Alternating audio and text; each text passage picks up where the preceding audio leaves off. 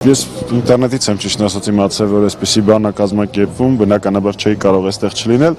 Մի շատ պարզ բանաձև գոյություն ունի։ Յուրաքանչյուր քաղբանտարկյալ, առաջին հերթին այսօր նաև Սրբազան հայրը, Բագրատ Սրբազանը, իր բանտախցում լինելով պայքարում է մեր իրավունքների համար։ Իրենք ամենաթանկը, ազատությունը, դրանից թանկ միայն երևի կյանքն է։ Ծառայեցնում են պայքարին, իրենք անազատության մեջ լինելով պայքարում են ու մենք պարտավոր ենք գոնե նման օրինակ ակցիաներով եւ անդադար բարձրաձայնելով քաղբանտարկյալների հարցը ուշադրության կենտրոնում դա պահել, որովհետեւ ուզում եմ ֆիքսենք 24 թվականին Սրբազան հայրը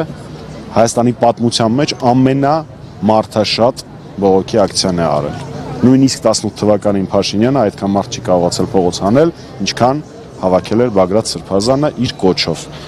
Բացարձակ ոչ մեկ իրավունք չունի վերլուծություններ կազմել, հաջողված, չհաջողված։